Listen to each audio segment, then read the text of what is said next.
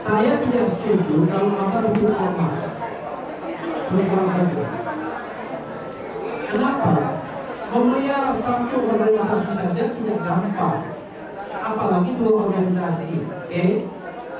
Yang kedua, ormas dan parpol itu dua entitas yang berbeda. Kalau ormas, orientasinya adalah pelayanan masyarakat, ya kan, untuk civil society, ya. Tapi kalau parpol itu untuk merebut kekuasaan atau sharing power. Jelas kan? Kalau kita dua-duanya.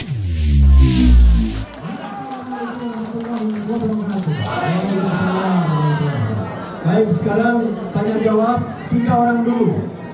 Yang mau tanya jawab silakan, 3 orang. Satu Bapak, ada satu dua satu lagi. Bapak, silakan Pak. Assalamualaikum warahmatullahi wabarakatuh. Kami dari kelompok GPI Gerakan Perubahan Indonesia. Ini bukan abang-abang, ini masalah informasinya dari Indonesia. Teman-teman, saya mohon maaf.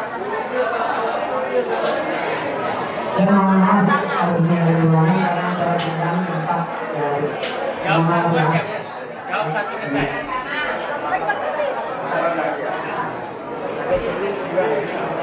Oke, kayak sini lah.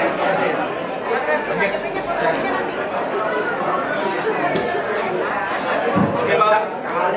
Ya, oke. Pak. Kami lanjutkan, terima kasih. Terima kasih Pak Rais. Ini kami sudah minta tolong yang lainnya Bapak Ibu mohon jangan bicara masing-masing. Biar teman kita bertanya dulu ya. Ketiga. Ini kalau saya sudah dari dulu, ini kelompok Gerakan Perubahan dan ini Pak Anies Abah.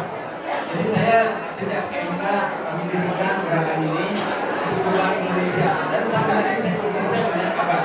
Pak, langsung pertanyaan aja Pak. Pertanyaannya sesuai dengan paparan dari semua narasumber ini, kami ingin bertanya.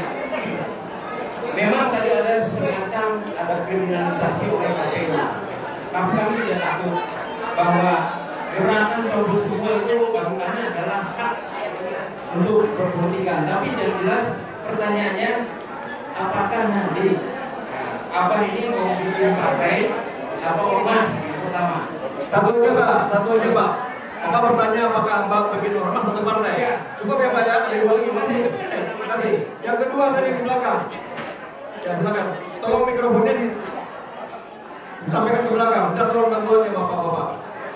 Pertanyaan pertama tadi Pak Anies bikin ormas atau partai? Oke. Yang kedua. Ya. Singkat ya. Langsung pertanyaan Pak. Langsung pertanyaan dulu ya. Ya silakan Pak. Assalamualaikum warahmatullahi wabarakatuh. Pendapat kami berperjuangan apa namanya kerugian satu, tapi tidak mengurangi rasa hormat saya kepada semuanya. Pak, nama dari mana Pak? Nama siapa? Nama saya Haris, saya dari Priok. Oke, Utara. Yang saya mau tanyakan itu sampai saat ini mungkin kita belum tahu bahwa arah kota kosong ini mana. Itu pertama. Arah kota kosong sampai hari ini kita mau jualkan, berarti kan pasti ada output. Kalau outputnya itu akan mengatakan kami untuk memperjuangkan abadi harga mati Anies Baswedan akan menang di 2025. Itu. Oke. Yang kedua saya curiga sama Pak Anies Baswedan. Saya curiga. Kenapa sampai hari ini dia tidak masuk dalam ranah KPK? Berarti abadi terlalu lucu itu. Itu curiga saya. Karena biasanya Pak Mulyono dia sandra itu elit politiknya kan KPK. Artinya KPK hari ini sebagai alat untuk mengkebiri elit politik, untuk menganalisis, memperjuangkan, mengkebiri hak-hak masyarakat DKI dan nasional. Itu yang kedua. Pertanyaannya Pak. Bentar, Pertanyaan yang kedua adalah kepada Pak Raffi Harun, ya. Pertanyaan saya adalah, Anda hari ini kami tetap satu komando dengan Abah. Yang menjadi pertanyaan lagi besok, bagaimana nasib rekan-rekan pasca Abah tidak lagi menjadi presiden? Saya berharap apapun itu, pasal 33 Undang-Undang Dasar 1945 menjadi standar pergerakan kita ke depan, karena di besok pasal 33 ini menjadi bumerang. Buat Abah Anies, saya berharap akan ada pergerakan untuk memperjuangkan pasal 33 itu. Sekian dan terima kasih. Oke, terima kasih Pak. Yang terakhir Bapak di depan tadi. Tolong mikrofonnya di over ke depan.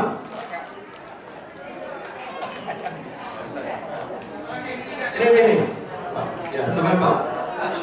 Nama dan pertanyaan Pak. Ya, assalamualaikum warahmatullahi wabarakatuh. Saya akan bisa dari ini Bulan Kino. Salam berbagi dari saya. Ya, yang saya di sini saya sekitar wanita berkasus. Kenapa? Kalau golput kita sudah tahu pasti akan dikurangin.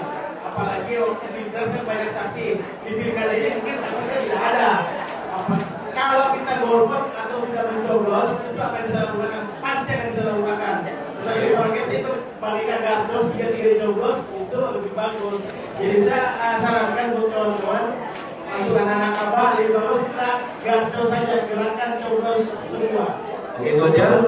Anda mengimbau ya Pak ya? Ya. Pak Menegris.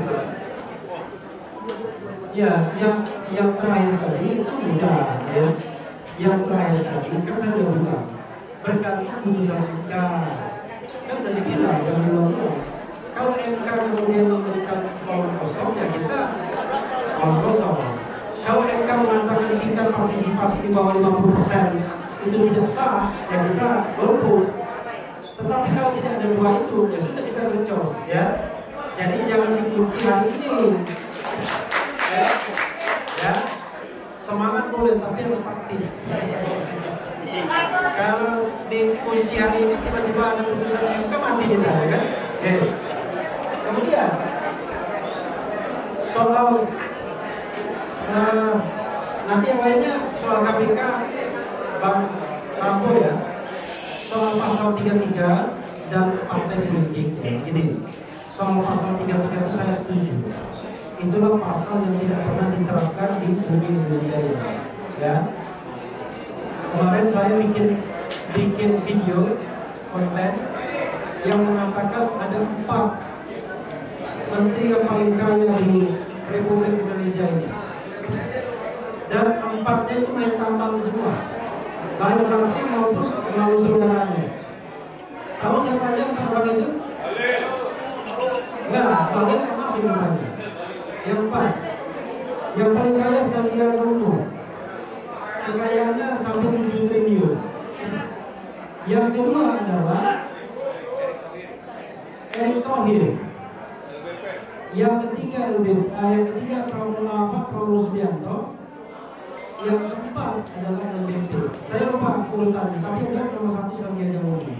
Saya hanya ingin mengatakan bahwa pasal 33 itu tidak pernah dipraktikkan. Makanya saya minta kepada Presiden Baru kita, mudah-mudahan dia mendengar ya kan. Tolong dong, Haris anak beliau minta pasal 33 diterapkan. Bumi, air, dan kekayaan alam yang terkandung di dalamnya dikuasai oleh negara dan digunakan sebesar-besarnya untuk kemakmuran rakyat. Karena saya mendengar dari KPK kalau tidak salah, itu kalau seandainya tambang itu benar-benar dikelola secara benar, secara baik, tidak ada orang Indonesia yang akan kelaparan. Pertanyaannya adalah, misalnya 100% dari tambang tersebut, coba miris sekali kita. Faisal Basri pernah mengatakan soal nikel kita 90% buat China, 90% buat China, hanya 10% untuk Indonesia. Itu kata Faisal Basri. Pada tanggal 23 Juli saya mengundang lagi Faisal Basri almarhum, ya mudah-mudahan Allah mengampuni dosanya dan ditempatkan di tempat yang baik. Saya mengulang, jadi betul bang, 90% China, 10% Indonesia. Bukan salah katanya saya. Yang benar Indonesia minus sebenarnya. Coba bayangkan. Kenapa minus? Karena dalam tata kelola nikel tersebut ada standarisasi yang kata apa hilirisasi, begitu. Padahal hilirisasi nikel hanya menguntungkan China juga dan makin membuat Indonesia rugi. Kenapa? Karena pajak ekspor dibebaskan, pajak impor bahan baku dibebaskan juga. Karena itu tata kelola nikel di Indonesia membuat kita minus, bukan plus. Bayangkan, padahal nikel itu luar biasa Indonesia ini. Sehingga saya setuju dengan yang namanya pasal 33. Itulah perjuangan kita. Cuma masalahnya, kalau presidennya Prabowo Subianto, kita mau perjuangan pasal 33 masih. Hah? Masih bingung ya? Saya pesimis dengan Prabowo Subianto, tetapi sebagai warga negara saya tetap berharap mudah-mudahan dia aman, mudah-mudahan ya.